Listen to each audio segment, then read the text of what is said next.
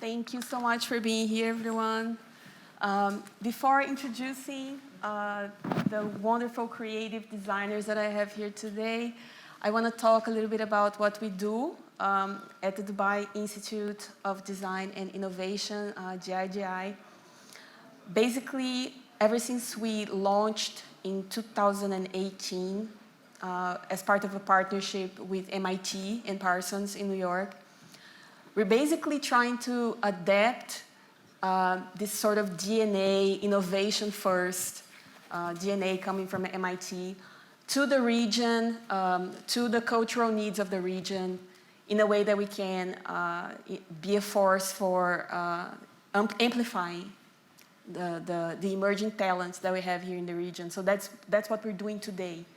We're amplifying the voices of local emerging talent.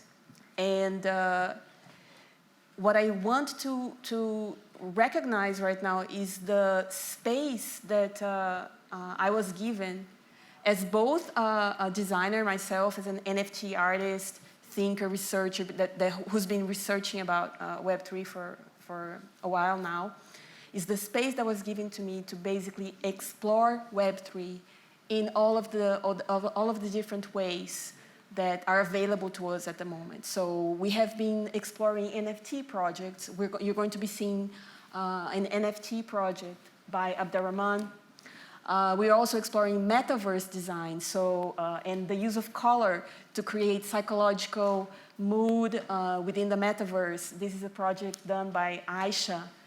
We're also exploring NFT art and one-on-one collections as NFTs with Arnav's work, with Perception, which is very thoughtful way of creating animations and animations that represent layers of perception.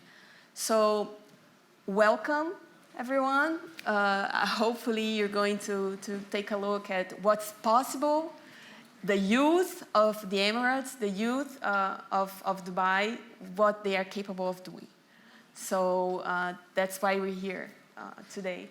So without further ado, I'd like to introduce Abdelrahman Alhamadi, who is a student who has been living here in Abu Dhabi for a long time and is one of our brightest talent.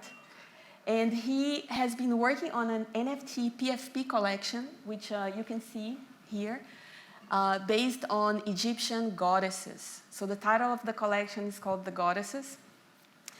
And let me ask you, Abdelrahman, so when you started doing this collection, were you thinking about empowerment of local women and diversity? What can you tell us about the process of creation of the goddesses? You know, it's interesting because the starting point for the project, The Goddesses, is kind of connected to our current state of the NFT project's space. As currently, just stating facts, there are very few projects on a worldwide level that are made by female designers or creators in the NFT space, and almost little to none in the region currently. And the initial inspiration point for the Goddesses collection was how the female leaders of ancient Egypt were sort of attempted to be concealed over history by their male kings or pharaohs or husbands at each of their respective eras. And for example, it was a time where the queens were referred to as gods or kings to sort of conceal that it was a female leading the nation at each of their eras. And I think it connects this idea of concealing a female's contribution creatively to the space that we have as NFTs.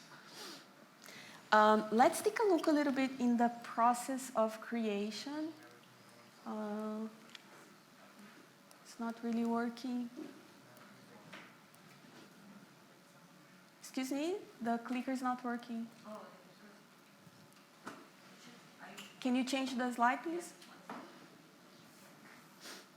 So, okay, so what we have here is like you had to take a look into the attributes that come from history to come up with something like that. So what are the elements that you have selected? So this is a fragment from the collection, specifically tributing Nefertiti. I think she was the 7th female leader in the history of ancient Egypt. And the portrait itself is taking direct references and symbols and elements from the actual physical artifact of Nefertiti's, for example, the Nefertiti bust in Berlin. And as the spotlight goes behind the main portrait or icon, it reveals the masculine or the male crown or the pharaonic crown that her husband was wearing. So the white circle is sort of a spotlight, revealing the concealed history or the concealed background to her history as a female leadership. And it's all done through intricate digital transparency of each icon. Can you go? It's this button, please, the red button, and you have to point to the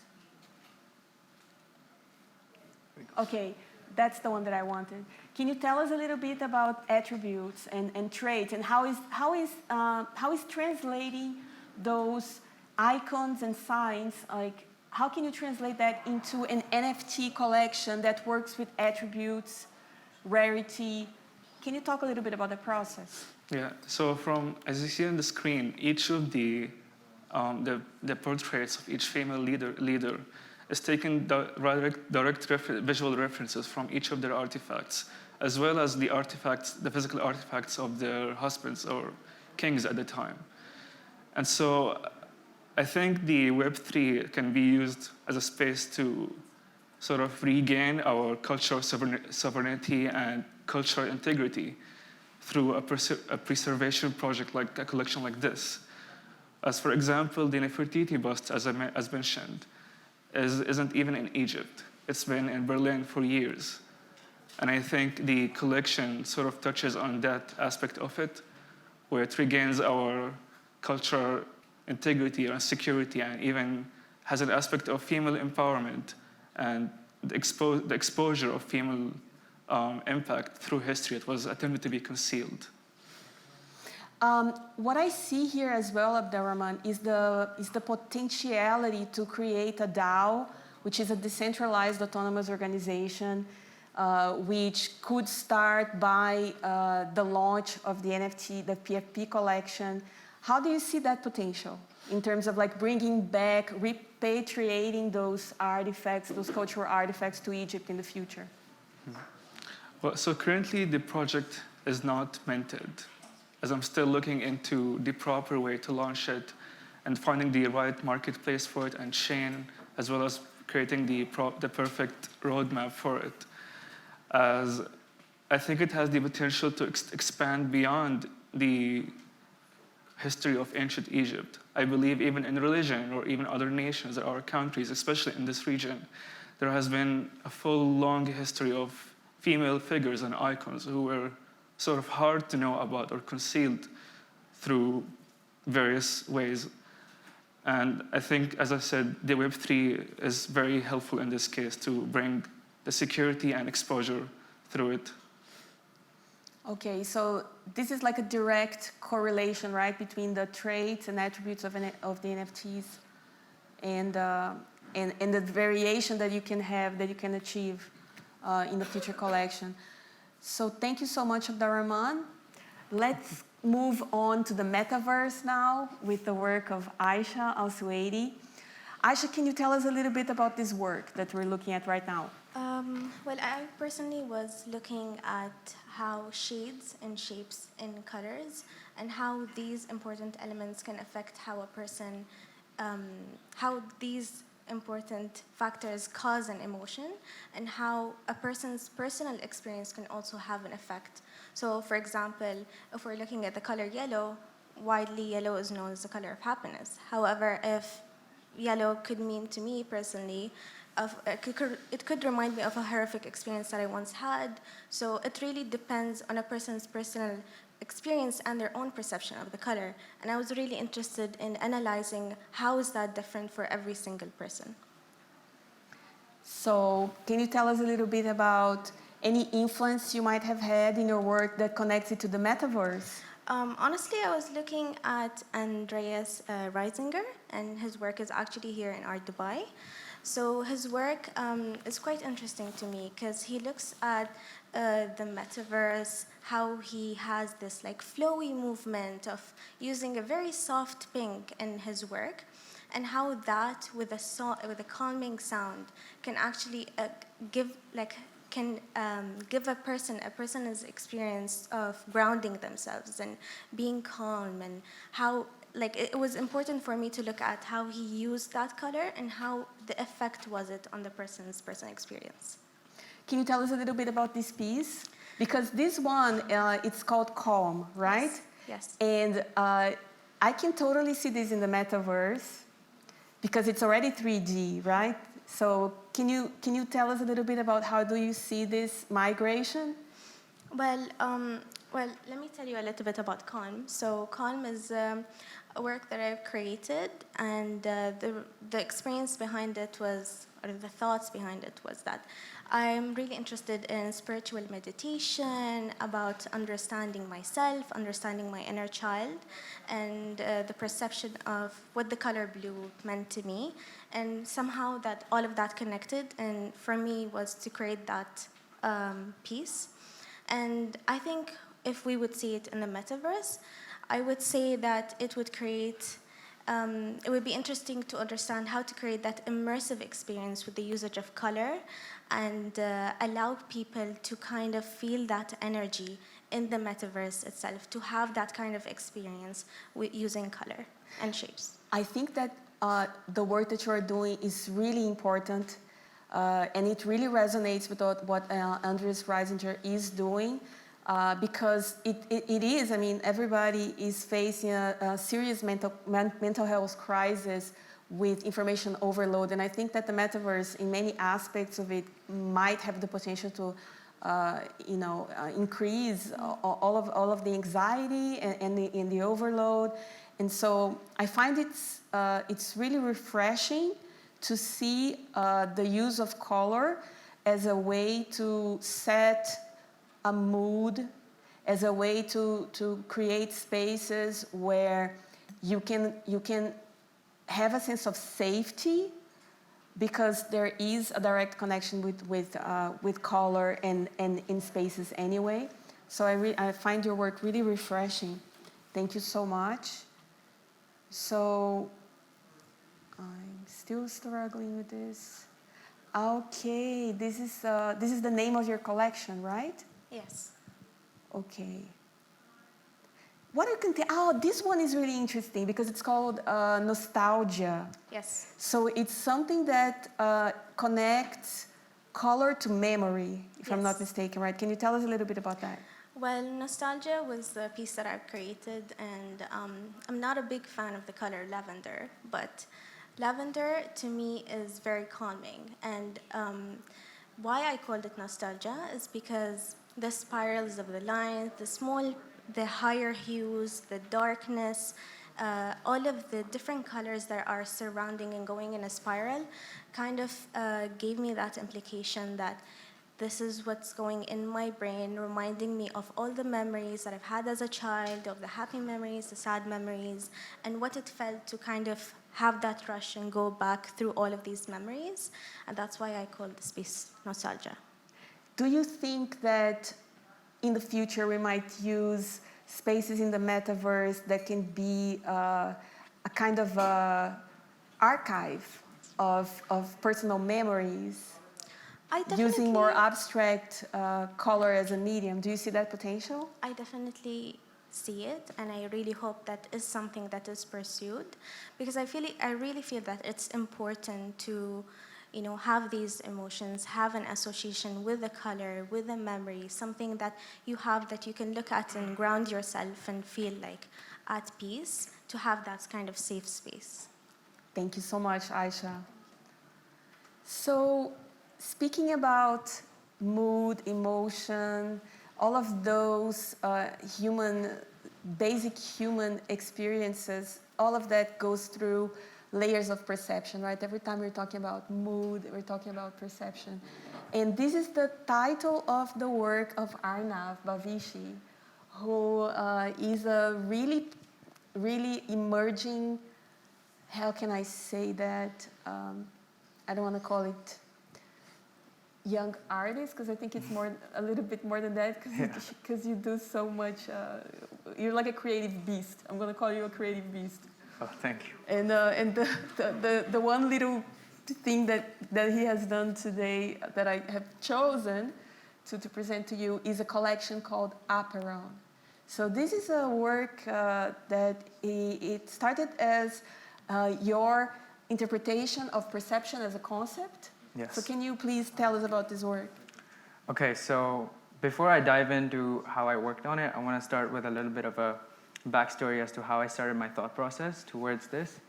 And I had been in a lot of introspection of my own thoughts, my own decision processes, and how I had influenced my decisions with others' perception, or how my value of others' perception had changed my decisions that I had made. And I kept digging into it, and I kept going deeper. I was like, why did I do this? Or why do I value someone else's perception? Or why do I change my own perception of something to affect a decision, like a career path, or just going out for a Friday night? Why does it affect me, someone else's perception, right? And while I was creating this art piece, I was also studying visual semiotics, which was part of her course. And we looked into the layers that can be embedded within an image. And I took that same understanding to the real life, and I was like, wait, there's so many layers here. They're endless. It's boundless. You can keep asking yourself questions as to why certain things happen. It could be good. It could be bad. It could be right. It could be wrong. There's endless ways of tackling that. And for a second there, I was like, wait, instead of asking why, instead of finding the source of the problem, or looking at it as a problem, why don't we step back and we look at it as a whole, as a process that is part of life that everyone goes through, and something that is beautiful, and accept it and weave it into our life? Like, why do we keep trying to simplify everything around us? And so this art piece is sort of the culmination of all of these thoughts, where you want to do something, but you're fighting with yourself. You're in this chaotic war in your own head. You see these contortionist statues, and you see the parametric art, which is also hand-drawn by me. It's this expression of complete contortionism and fight within yourself to hold up this perfect circle, right? This constructed perfect circle that is based on someone else's perception, which is the eye. It's based, the right thing is based on someone else's thing, right? It could be a perception of something. I'm not saying that's good or bad. I'm just saying it out there, that you're trying to hold up this perfect circle. And just think about why you're doing this. And so after I created this, I tried to visualize what a community that accepts this would communicate with, or represent themselves as. How would they weave this chaos and this piece of finding or accepting chaos? How could they represent this within their community? And so if we can go to the next slide, I can show you some of the first of the letters or alphabets that I designed to weave this start to finish animation, which represents, we know where we start, we know how we start, we birth, we know what happens at the end, we don't know how or when, but we know what happens. But in the middle, right, it's all in our hands, it's all our time. Why do we try to make it a straight line? Why do we keep looking into career, like, okay, education, masters, bachelors, you look into this, I gotta do this. And it's just so annoying that we try to make it a straight line when it could be completely messy.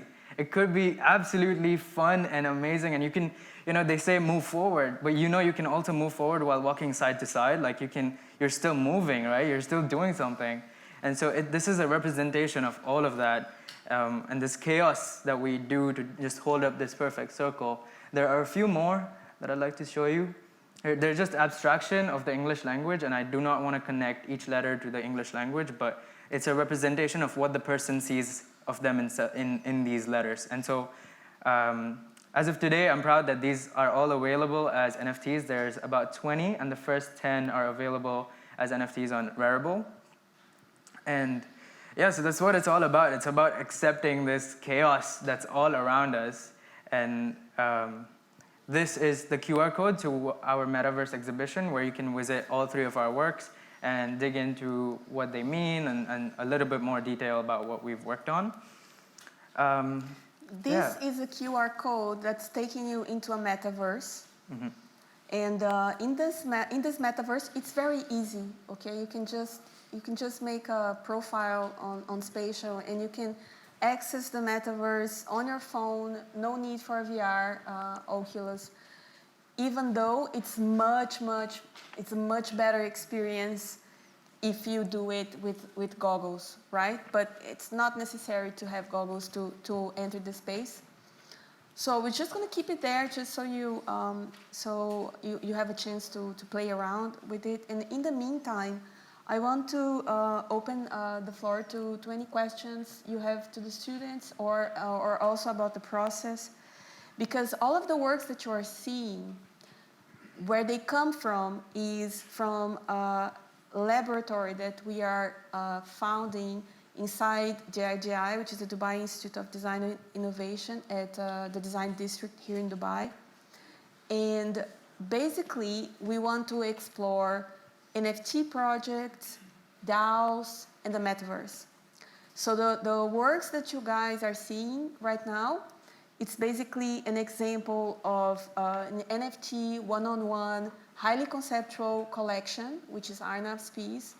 Then we have very interesting work that's coming from Aysha that is inspired also by Andreas Reisinger and his work on the Metaverse.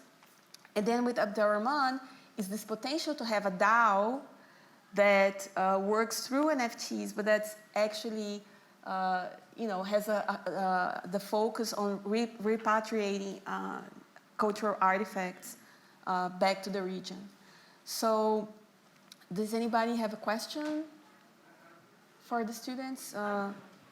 Yes? There's a micro essays here, but I thought it was really fascinating, all the works, and I see something it's really interesting, because I see a concept, three different concepts that are very clear and very strong, and I think this maybe is something that is missing a lot in the metaverse and digital art. So I want to congratulate you for that.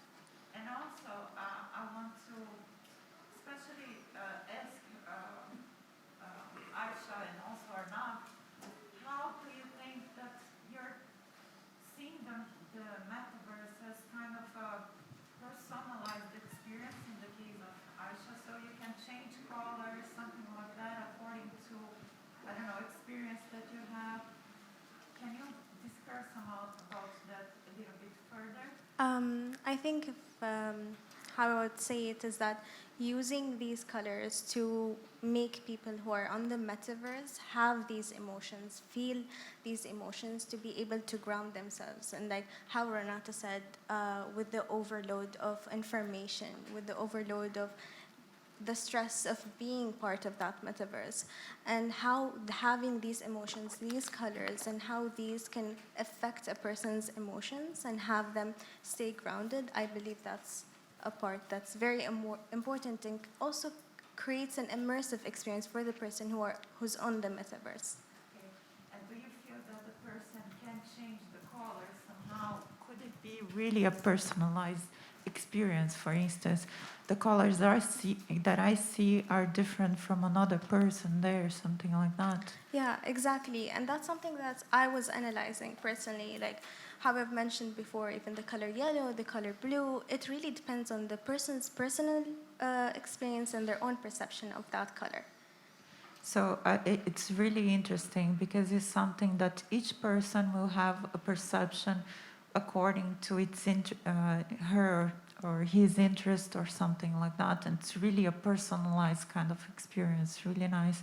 And Arnav, for you, I want to understand how accepting this chaos, can we create a better community, because I really liked what you said about, okay, things are not linear, and more than that, we interfere in each other the whole time.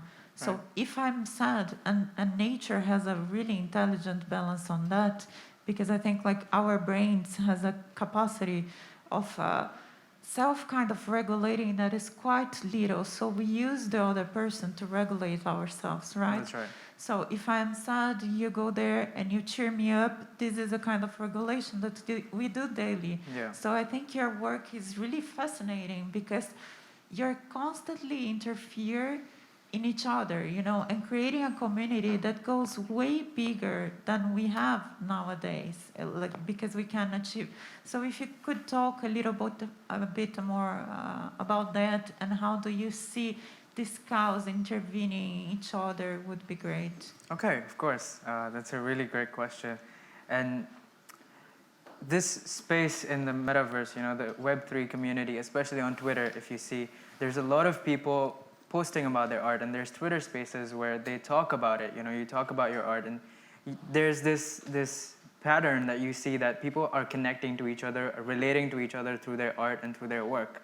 And so with Apeiron as a community, as a whole, I want artists to take Apeiron as their own, you know, be a part of it, use Apeironic art, create your own versions of it, create your own expressionist version of whatever perception you have, you know, whatever you're going through, create it, talk about it. Let's bring up mental health as a serious topic and make sure that it's talked about, make sure that people are heard and they can relate to you, so we can bring a more positive energy into the metaverse and not have a toxic environment. You know, we create mental health as one of the founding factors of metaverse, because we're still in the start.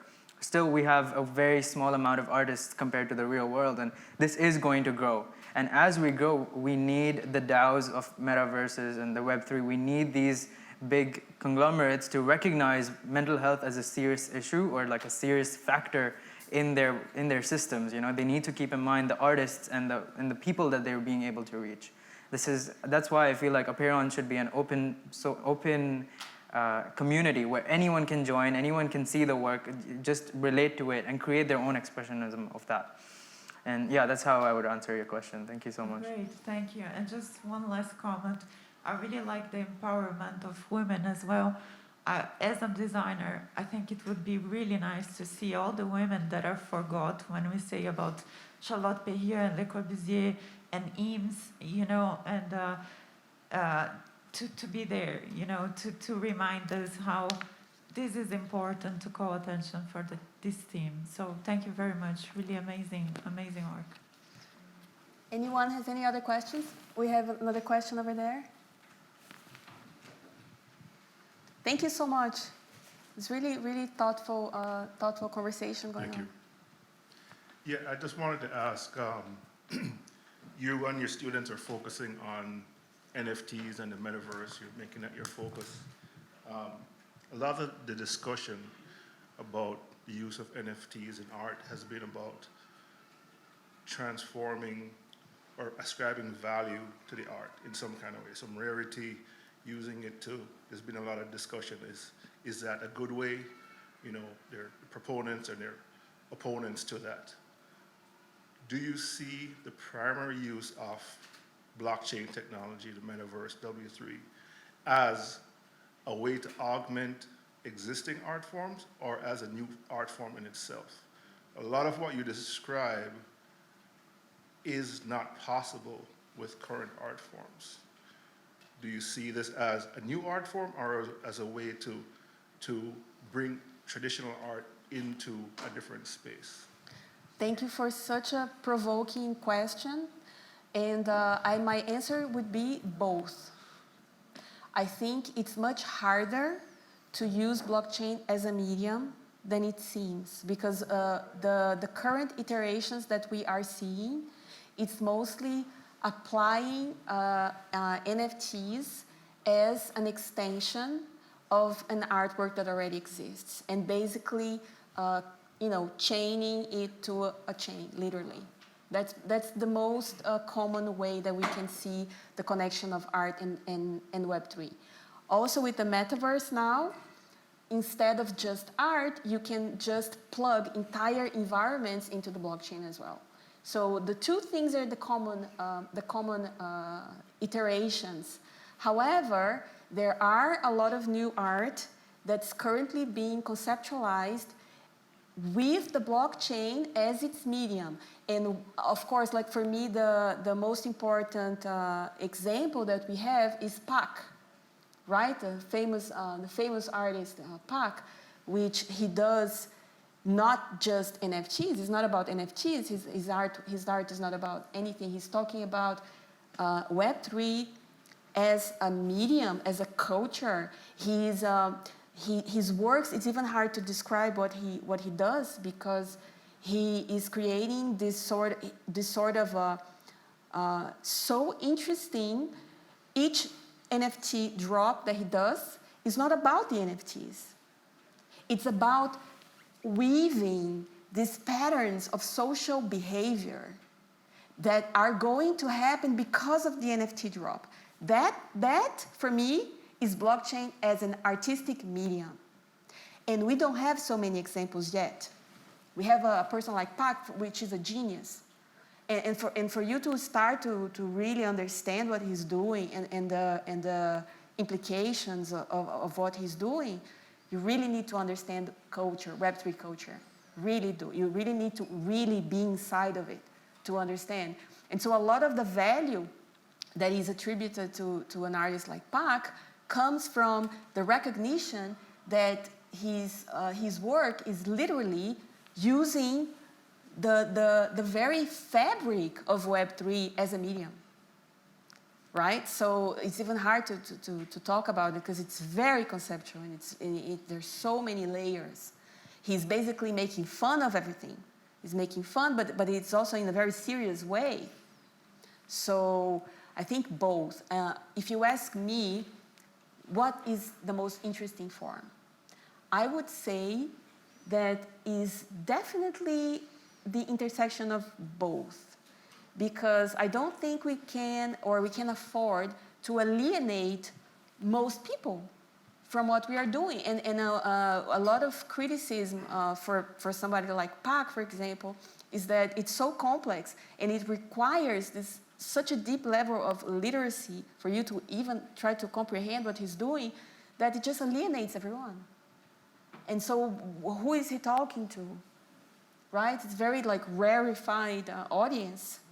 So I'm particularly much more interested in engaging the largest audience as possible, and trying to not create just another iteration of an existing artwork, but how far can we go with playing with the new shapes and forms of interaction that are arriving from Web3, but at the same time making sure that people understand what we are doing.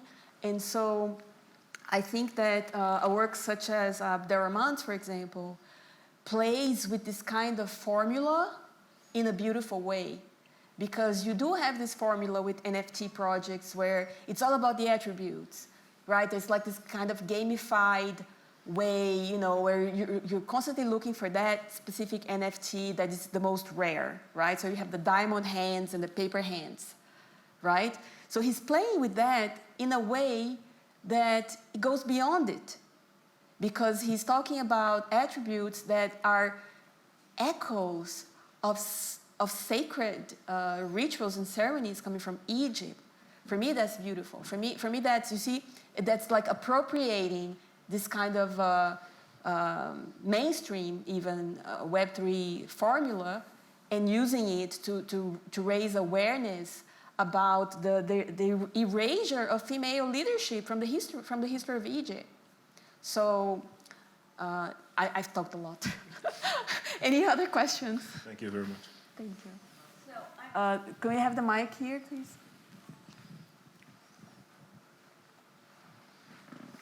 I'm very moved by the profound nature of the genesis of all these three projects. It's really quite extraordinary. And the work that you're showing is also so beautiful. So my question is, which I hope is not too elementary, is how do you take that depth of your intention, how is the technology that you're moving into, whether it's the metaverse or Web3, how does that translate? How does the communication evolve so that you get from, you know, where you are to bringing back pieces to Egypt, or what you're doing and how that creates conversations that help people through their mental health struggles? Or how does these beautiful images really impact someone who needs the kind of meditative calm that your intention is that they offer? Should I start, and then maybe we can hear from all of you? Well, you see, there is an aspect of Web3 that maybe it's kind of unspoken now, because we kind of take it for granted. When you are in the space of NFTs and Web3, every time you have an NFT drop, most times there's also a community. So the moment that, this is part of the culture of Web3, so the moment that you collect an NFT, you are associating yourself to this project. And most of the models of operation of an NFT drop involve this kind of sort of like automatically activate a community inherently by the fact that those who have collected that NFT are granted access to a Discord. That's pretty much always the case in Web3. You buy an NFT, you are granted access to, and you're given membership to this sort of cozy community in Web3. So even though we haven't talked about this is something that's common. It's taken for granted. You know, you buy an NFT, you get access to a community. There's a community behind that. Even for an artist such as Pac, right? Because he's breaking all the rules. He doesn't have any formulas. But even for Pac, you have a community. If you have an artwork, an NFT by Pac, it gives you access to very specific channels and communities. And this is a part of Web3 that has been called the cozy web. So what's happening, and something that's very common as well, we hear all the time in Web3 is the fireside communities, where it's almost like engineered in that way, so that we regain this sense of belonging through participation in a specific NFT community. So now I would like to hear from you guys, like, how do you see that process? Do you think in each one of your cases of the work, how would you see that playing out in terms of community? If I could go first. Yes. With my work, as I mentioned before, I would like Apeiron to be this open-sided community that artists can join and create their own perception of perception, right, in their life. And so, taking this community forward, I would like each artist that buys, or anyone that is part of the community that buys the NFT or becomes part of it, to be happy and carry that NFT with pride. That yes, my life has chaos in it. Yes, I accept it. Yes, I'm gonna take mental health seriously. And it is part of me. Anywhere you take me, I'm gonna keep my mental health in mind, and I'm gonna keep talking about it. You know, I want this community to be so strong in what they believe in, and be proud of what art and NFTs that they put out as part of the community is you know, the strength that to build with these Discord groups, with conversations, regular conversations with each other, to talk about the issues that they're facing. You know, just talk about it. Let's talk about it. Let's open up and let's communicate. You know, that's where I see Apeiron going, and how I would like to answer your question. I just want to say something as well that I just came to my mind, which I also think it's important, which is the question of utility, right, with NFTs. Because this is something that blockchain is bringing to the world of art, and it's hard for people to really grasp what it means, like the concept of utility. Everybody talks about utility, right? And in NFT projects. And utility is basically everything else you can do, everything else that it allows you access to. So in NFT artwork, for example, in case of PAC, it's never just an artwork, but it's also a badge. It's a badge of affiliation. It's a signal. It's telling people where do you belong culturally. It's even telling people, if you know the culture well enough, it's even letting people know what are your values. What do you stand for? Because everybody can see your wallet. Everybody can go, take a look at your wallet, see what NFTs do you own, and they can freely associate the values of that specific project to who you are. So it's in a very like real sense, the NFTs you own are showing your identity. It's an identity badge. This is one way to look at utility, but also the utility that's inherent to it is to have access to very specific kind of content, texts, talks, that nobody else is going to have access to, because they're only going to be offered to that specific channel of those who hold that specific NFT. So what Arnav is talking about is the people that are going to buy a payroll, they're going to have access to this very specific Discord where content related to mental health is going to be propagated. The community is also going to be able to participate and talk about their mental health issues. Actually, a support group. They can have a support group inside the Discord. So the whole full spectrum of utility that can come from just one NFT, it's a very powerful thing. And I am a person who, ever since I really understood what Web3 meant for the world and the true potentiality we can have from this marriage of blockchain and culture, art and culture, I am completely dedicated to it. I really, I'm very grateful for the opportunity that I've had at the IGI to be able to share this passion with my students, to be able to come with me. Let's explore this together and not just be a side project, you know, to really bring this into my life and as an educator, because something that I've been evangelizing everywhere, and this is also part of my evangelizing, right? Like I was actually giving a stage to do the evangelizing for you now. So this is me evangelizing people about Web3. You know, it's the importance of this kind of historical moment. People always talk about, you know, the beginning of the internet. Like, what does that mean? It was a really cool moment when we truly understood, like, the potentiality of hyperlinks, you know, back in the 90s. Like, you know, what can you do with hyperlinks? And then the whole thing evolved, and we're like in this sort of dystopia now, where we're fighting against fake news and algorithms, data harvesting, all this, like, it's like a nightmare. And then we have Web3, which allows us this kind of light in the end of the tunnel, where, you know what, maybe we can re-engineer this and have a different kind of web, where we can find people that are truly on the same frequency as us, that we can see content that's not just created by algorithms. Because this is the reality of the web for so many of us. You go on Facebook, you know, you don't see your friends anymore. It's just, I don't even know what it is. But in Web3, you go to these really specific Discords where you carefully chose your community.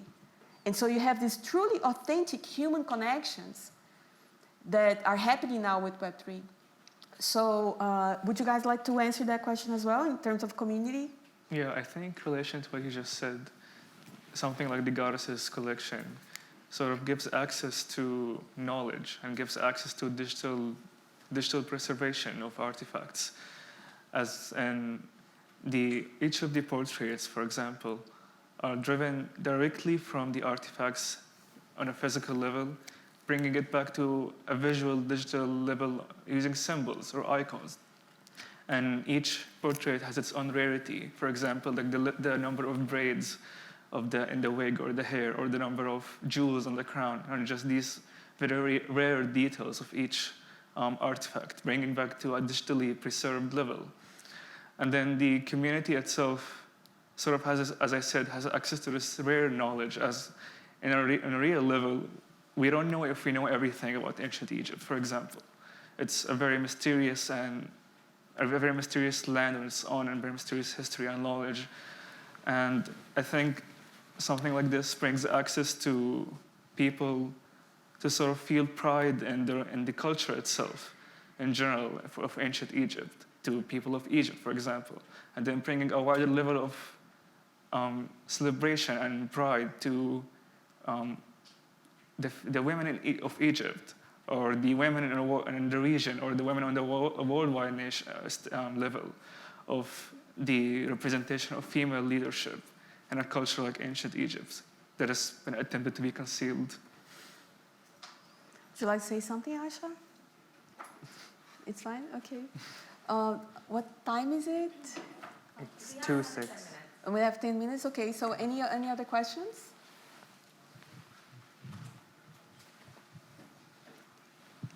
Hi, how are you? Hello. I have a question for you as like a leader and educating all of these kids within your niche community.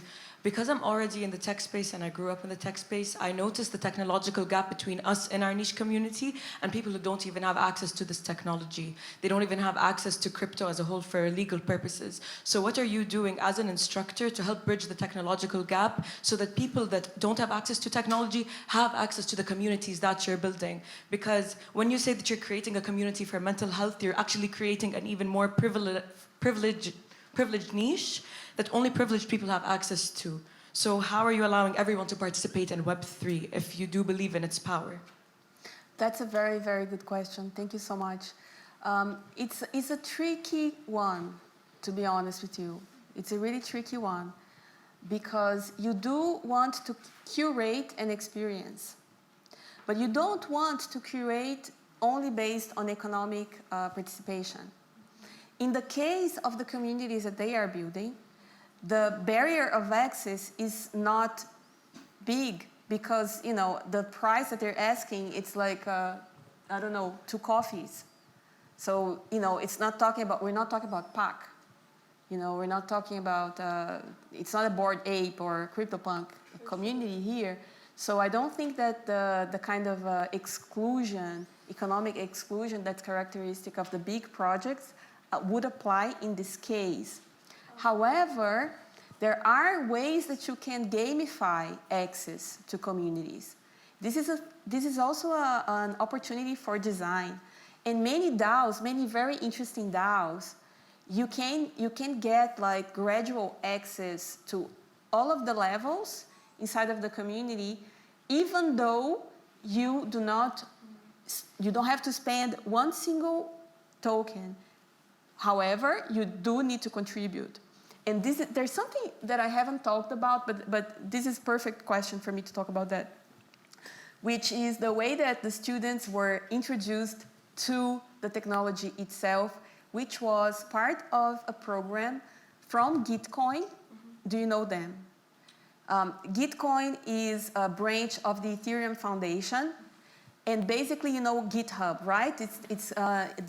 It's about making sure that key coding resources are public.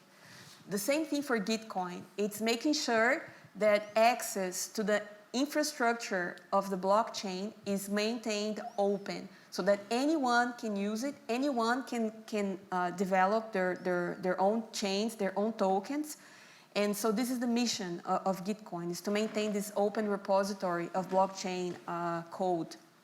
So Gitcoin has also a lot of programs for inclusion of people that would not have the access to those communities and people who would not have access to the technology itself. And a part of Gitcoin, it's actually a gamified course that my students had to take because I did a partnership with them. And so a lot of the education that you are seeing here comes from this super gamified way that Gitcoin has done in partnership with Ethereum Foundation, where the students have to read some resources. They have to almost like a game, like really a game, but a learning game. That's why in the description of the workshop there's a play to earn. Gitcoin does play to earn educational games, which are play to learn. So you have play to earn, and then you have play to learn. And so the students completed a lot of basic courses in Gitcoin, and that when you finish the course, you are given an NFT. So you see, there are a lot of initiatives that aim to bridge this gap, right? But for you to bridge the gap, you really need to do the work because it's complex. You know, it's like a lot of people come to me like, how do you teach this? Can you give me a course? It's not going to do anything for you. You're going to have to buy an NFT. You're going to have to set up your own wallet. You're going to have to send an NFT to someone, and then you're going to need to go to a Discord and spend a couple of hours every day in the Discord, and then maybe you're going to start understanding the culture, because otherwise, a very serious problem that we have is journalism. Web2 journalism that tries to explain what's happening in Web3. That's a very serious problem because a lot of people, they just read and they think that they can write about it. They think that they can write about it based on other things that they have read.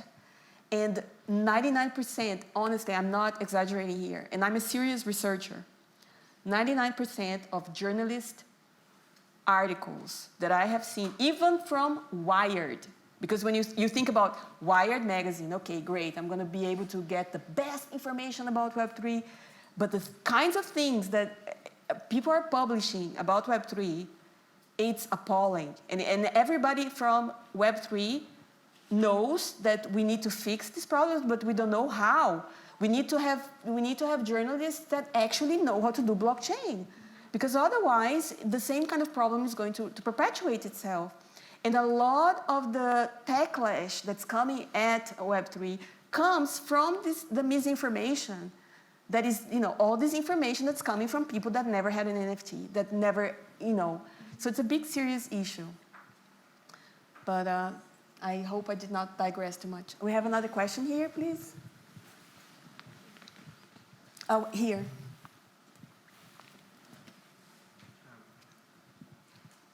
Yeah, just I want to make a comment because I think the best analogy, the way I see it, is between NFT as mostly the best application of it right now is digitally native art.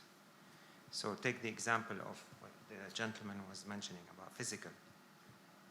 You take a physical artist, like if you go to Paris and you see an artist displaying his art.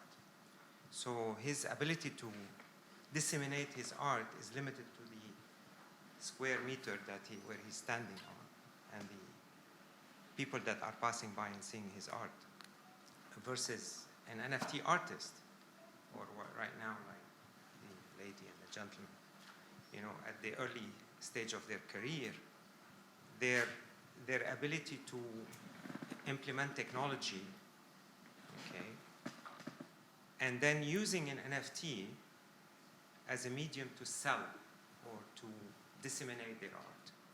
So their playground is the world versus this artist that is where the exposure is limited to where he is, or the gallery. So that's the empowerment.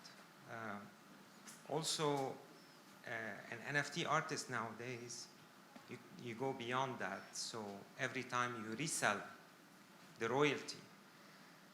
Before, a physical artist, he sells it one time, he gets his $10,000 or $110 or whatever amount, and that's it.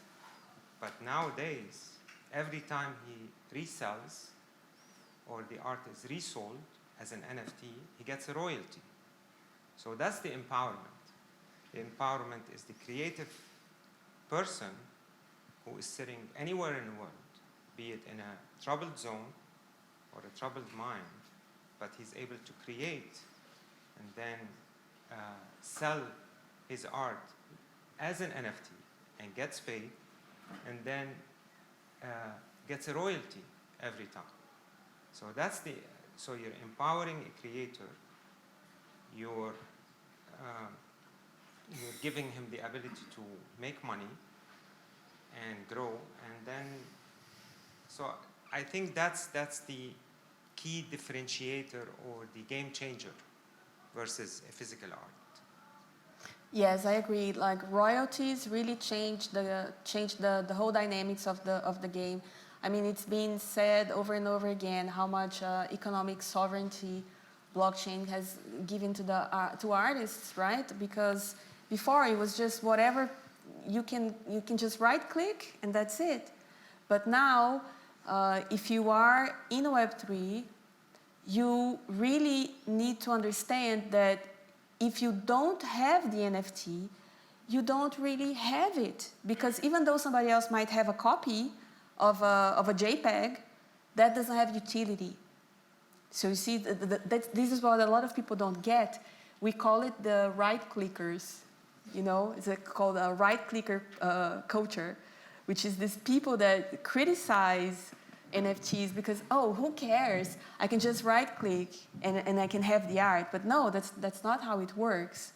Because you might have a copy of the work, but you know, you don't have the utility, you don't have a community, you don't have anything, which is what Web3 is about. It's about community, right?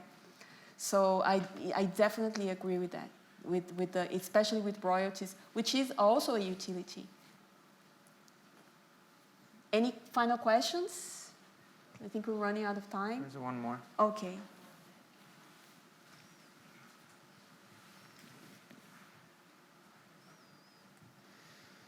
Don't you think that the NFT community, by classifying itself as web-free or by calling people who criticize it right-clickers or by actively being against journalists who are misinformed, speaking out about this, don't you think it actively alienates and antagonizes the Web3 community to people who aren't educated on it? Wow. Okay, let me recover from this blow. Wait, let me take a sip of water. How the hell do I respond to this? Okay. All right. I think you're probably right. And this what you mentioned now has a name. Everything has a name, and it's called the culture wars, right? These are the culture wars, Web3 version. I guess this comes from a big frustration. I think that's where it's coming from, because you have to realize that the attacks that people do on people that are doing NFTs, it's really, really vicious. It's very, very vicious. It's like you are killing the environment. You are, oh my God, it's really, really bad. The level of harassment that NFT artists have to face in social media, it's really big. So I don't disagree with you. For sure, I think that it would be great for us to have a more compassionate way that we could interact with people that are attacking us. That I agree for sure. But I also think that there's so much frustration. And actually, we had a talk by Holly Herndon yesterday with Matt Dryhurst as well, here on the same stage. And they were talking about this criticism, especially the environmental one. And the fact is that crypto is responsible for a percentage of the world's environmental damage that is very, very tiny compared to the environmental damage that is coming from traditional industry. However, the amount of vicious attacks that are coming towards crypto in social media is disproportionate. It's very, very disproportionate to the actual impact that it has. We're not saying that it doesn't have an effect, and I think it's a big problem that we need to fix. But what I'm just saying is that the level of outrage at crypto is so disproportionate that I think that this is behind this kind of a lack of a compassionate or less alienating way to handle this. Okay, so I think we're pretty much done. Thank you so much, everyone. Thank you, everyone. It's a great talk.